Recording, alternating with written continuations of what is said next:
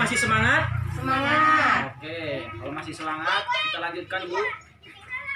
Di pembahasan sebelumnya itu menjelaskan bagaimana kita meningkatkan perilaku baik anak ya Bu. Sekarang kita akan belajar bersama-sama lagi dengan saya Bu, yaitu tentang mengurangi perilaku buruk anak. Apa katanya Bu? Mengurangi Perilaku buruk anak. Iya. Oke, saya akan sedikit menjelaskan bahwasanya kita sebagai orang tua itu harus bisa menghadapi perilaku buruk anak, ya Bu. Nah, bagaimana sih? Tapi sebelum itu, saya akan bertanya nih kepada ibu-ibu yang ada di sini.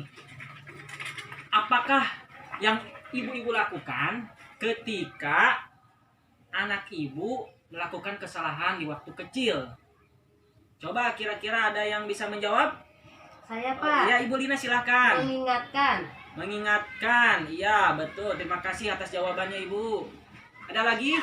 Saya Ibu Lina, Ibu Iis, maaf. menasehati. Menasehati anak tersebut ya. Iya. Ya, terima kasih atas jawabannya. Ibu Ros silakan mau jawab. Jangan mengulangi. Iya, jangan mengulanginya lagi.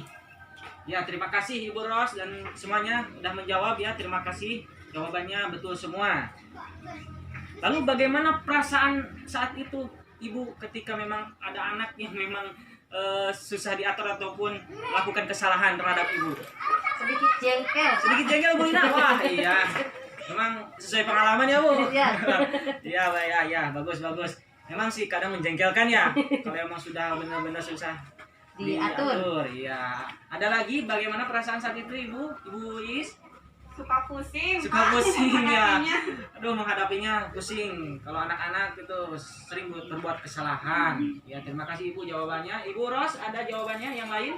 Bersikap sabar. Bersikap sabar. Wah, ini bagus nih. Jadi sebagai orang tua harus ada sikap sabarnya juga terhadap anak. Terima kasih Ibu Ros.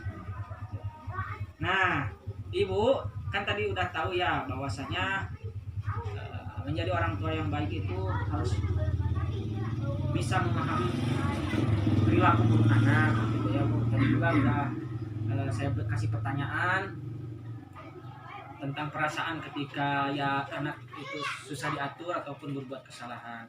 Nah, sekarang dan juga menanggapinya ya Bu oleh Ibu sendiri gitu sebagai orang tua. Nah, sekarang Bu saya akan mengajak Ibu untuk membayangkan bersama-sama ya Bu. Membayangkan apa? Nah, Ibu kan punya telapak tangan, punya? Punya. Amit-amit. Kalau tidak ada ya. Oke, telapak tangan Ibu coba satu ke atasin dulu. Nah, dilihatin dulu ya, bagus. Terus dibuka lebar-lebar. Ikutin saya pokoknya Bu, lihat ya. Dibuka lebar-lebar di hadapan Ibu. Nah, coba bayangkan di telapak tangan tersebut ataupun di atas telapak tangan tersebut ada pasir Ibu. Tahu pasir? Tahu. Iya. Ada pasir. Setelah itu, Ibu membayangkan pasir tersebut itu digerakkan tangannya ataupun tangannya untuk menggenggam pasir tersebut, Ibu. Coba dibayangkan pasir tersebut digenggam oleh tangan Ibu. Udah membayangkan, Bu? Setelah digenggam secara perlahan, terus sampai kuat Bu, sampai kuat Bu, sampai kuat digenggamnya. Ya, sudah Bu membayangkan? Sudah.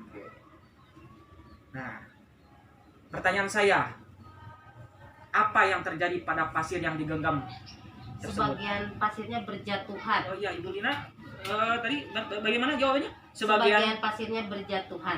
Sebagian pasirnya berjatuhan. Iya. Ya, terima kasih. Bagus sekali jawabannya. Oke. Jadi, betul Bu. Ketika kita menggenggam pasir, pasir akan berjatuhan keluar dari sela-sela jari kita ya Bu. Iya. Meskipun tidak semuanya, hanya sebagian. Betul kata Ibu Lina. Bahkan semakin kuat pasir digenggam, maka semakin banyak pasti yang keluar. Kalau semakin kuat. bisa saja tinggal sedikit lah gitu atau habis pasirnya gitu. Bagus sekali Bu Lina itu jawabannya, sangat tepat sekali. Oke, terus kita ibaratkan kembali Bu, ataupun kita membayangkan kembali. Setelah kita membayangkan pasir dan tangan tadi ya, telapak tangan, dan sudah dipraktekkan untuk dibayangkan. Sekarang kita ganti pasirnya itu, bayangkan itu adalah anak kita ya Bu, anak kita yang dilahirkan dengan penuh kebaikan. Lalu tangan kitanya itu adalah kita sendiri Bu, ataupun ibu semuanya yang ada di sini. Jadi pasir itu anak-anak kita dan tangannya itu adalah ibu sendiri. Coba bagaimana kira-kira gambarannya, bisa menggambarkan nggak Bu? Nggak Bu? Dengan kejadian tadi pasir dan juga tangan kita diibaratkan seperti itu. Ya, Ibu I silahkan. Semakin keras mendidik anak, maka anak akan pergi Iya, betul mencari sekali. perlindungan orang lain. Betul sekali. Jadi semakin mendidik anak dengan keras ya Bu, ataupun ya, Ya, semakin keras mendidik Ya, anak, semakin- maka anak akan pergi. ya semakin keras mendidik anak maka anak akan pergi ataupun mencari tempat perlindungan orang lain. Betul sekali Ibu. Jadi ada kaitannya dengan apa yang kita pelajari ataupun pembahasan yang kita pelajari ya Bu, yaitu mengurangi perilaku buruk anak ataupun ketika kita melakukan kekerasan, yaitu akan dampaknya seperti itu. Jadi ya tadi gambarannya itu perilaku orang tua terhadap anak gitu. Kalau kita sebagai orang tua mendidik anak dengan keras, kasar, maka anaknya juga akan berpengaruh, tentunya tidak akan baik pengaruhnya juga gitu. Jadi anak diperlakukan dengan kasar oleh orang tua, maka lambat laun hal yang baik hal yang ada pada anak itu akan hilang gitu. Bisa saja ya tadi biasanya suka diatur, sekarang jadi tidak karena sering dibentak terus, sering marah-marahi terus ya Bu. Iya. Ya gitu. Kesimpulannya ataupun saya menambahkan ya tentang kekerasan anak, bahwasanya kekerasan anak itu tidak menyelesaikan masalah Bu. Kekerasan bisa membuat anak semakin tertantang untuk melakukan hal yang salah, atau merasa melakukan hal buruk merupakan cara untuk mendapat perhatian orang tua. Parahnya lagi, anak akan menganggap menyakiti orang itu adalah hal yang wajar. Bahkan banyak orang tua yang merasa bingung menghadapi perilaku buruk anak. Merasa bingung ya Bu, kalau misalkan menghadapi perilaku buruk anak gitu. Iya. Dan pada akhirnya mengambil cara mudah dengan menggunakan kekerasan. Itu sebetulnya jalan yang salah menurut saya. Jelas salah kalau.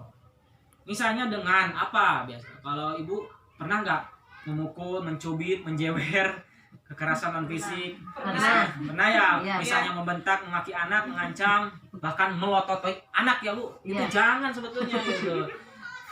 Karena mungkin sudah jengkel, terlalu jengkel ya, jadi melakukannya. Jadi melakukan gitu. Nah itu. Oke, di sini ada flipchart ya Bu. Saya ini namanya flipchart ya. Seperti gambar lah gitu, yang ada fotonya, ada kata-katanya. Judulnya itu dampak negatif kekerasan pada anak. Coba saya ingin tahu ataupun ingin dibantu untuk membacakannya. Silakan Ibu Ros ya. Dampak yang pertama itu apa? Anak akan terluka. Dampak apa itu Bu? Dampak fisik. Oh, jadi fisiknya itu akan terluka ya Bu. Terus ada apa lagi dampak apa itu? Dampak fisiknya, Iya, apa saja? anak jadi pemarah, Iya, anak agresif, tidak percaya diri, tidak percaya diri. sulit konsentrasi belajar. Terima kasih Ibu sudah membacakan. Jadi betul Bu, dampak negatif kekerasan pada anak itu fisiknya udah jelas. Kalau kita memukul bisa saja luka, gitu ya, pada anak tersebut. Non fisiknya itu kalau marah-marah bisa saja ya anaknya juga marah-marah juga gitu, bahkan agresif gitu, susah diatur atau sekemauannya. Tidak percaya diri, kadang suka ada yang tidak percaya diri, ya, tidak mau malu-malu gitu, sulit konsentrasi untuk belajar, pasti ada itu. Jadi tadinya mau belajar jadi karena sering dibentak ya nggak mau belajar gitu ya. Gitu. Jadi anak akan menganggap menyakiti orang lain adalah hal yang wajar. Terakhir Bu, sebelum kita menutup ataupun nanti pulang ke rumah ya Bu, tolong kalau bisa praktekkan ya Bu. Iya. Ya, itu harus Bu, wajib dipraktekkan karena itu emang perilaku sehari-hari anak dan orang tua itu sering terjadi. Iya. Jadi jangan sampai ya kita kalau misalkan ibu anak jengkel jangan dimarahi gitu ya. Praktekkanlah Bu pokoknya. Jadi bagaimana ibu bisa benar-benar bersabar, menahan emosi menghadapi perilaku buruk anak. Coba pakai cara yang lain yang lebih baik lagi ya Bu, jangan sampai ada kekerasan. Gitu. Begitu Bu. Ya. Iya. Alhamdulillah